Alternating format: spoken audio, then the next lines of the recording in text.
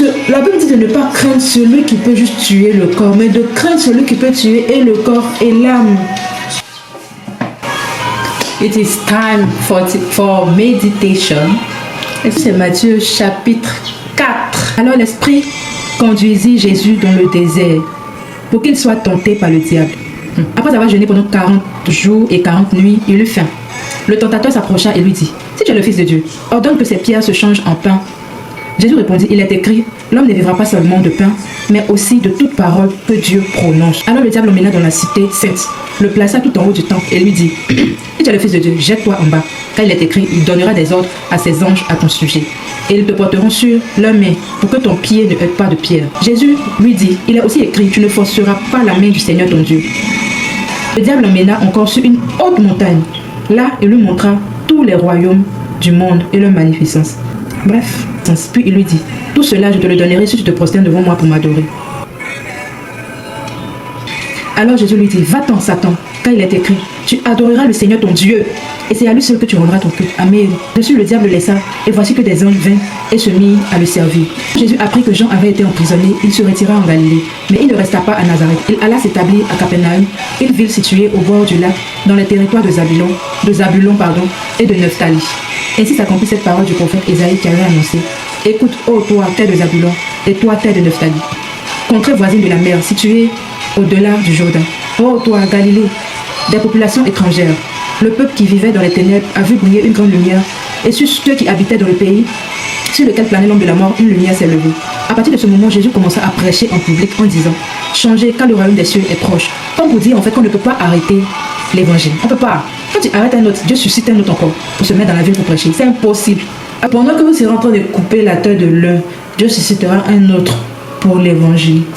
À partir de ce moment, Jésus commença à prêcher en public en disant: changez, car le royaume des cieux est proche. Un jour, qu'il marcha au bord du lac de Galilée, il vit deux frères, Simon, qu'on appelle aussi Pierre, et André son frère, qui lançait un filet dans le lac, car ils étaient pêcheurs. Il leur dit: suivez-moi, et je ferai de vous des pêcheurs d'hommes. Ils abandonnèrent aussitôt leur filet et le suivirent. Poursuivant son chemin, il vit deux autres frères, Jacques fils de Zébédée et Jean son frère. Ils étaient dans leur bateau avec Zébédée leur père, et il réparait leur filet. Il les appela, et aussitôt ils laissaient leur bateau, quittèrent leur père et le suivirent. Jésus parcourait toute la Galilée. Il enseignait dans les synagogues, proclamait la bonne nouvelle du royaume des cieux, et guérissait les gens de toute maladie et de toute infirmité. Bientôt, on entendit parler de lui dans toute la Syrie. On lui amena tous ceux qui étaient atteints de diverses maladies et souffraient de divers maux. Ceux qui étaient sous l'emprise de démons, ainsi que des épileptiques et des paralysés, il les guérit tous. Des foules nombreuses se mirent à le suivre. Elles étaient venues de la Galilée et de la région des 10 villes, de Jérusalem et de la Judée et du territoire transjordanien. Amen. Alors tout à l'heure après le générique pour ma méditation.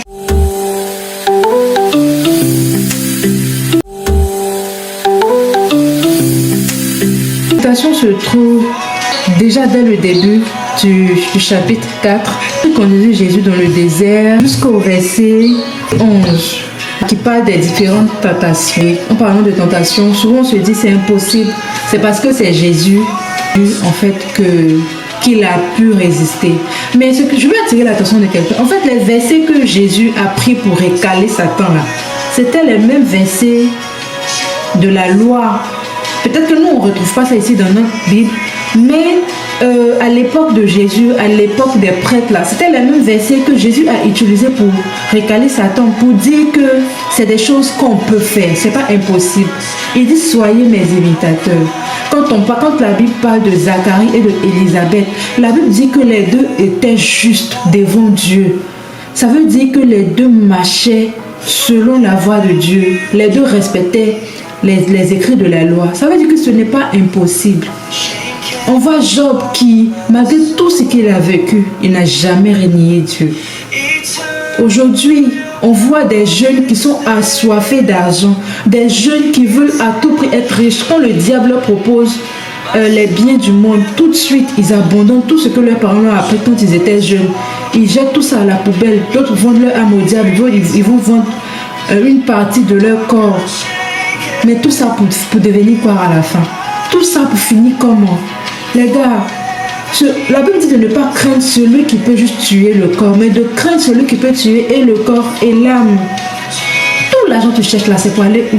La preuve vraiment, c'est que tu as l'argent, mais tu te retrouves encore vide. Parce que le vide qui est en toi là, c'est Dieu seul qui peut remplir. Et nous qui avons donné notre vie à Jésus, on peut dire, on peut le crier haut et fort, sa grâce nous suffit. Parce que la grâce de Jésus, ce n'est pas forcément l'argent. Non, la grâce de Jésus, là, ça te fait voyager sans forcément l'argent.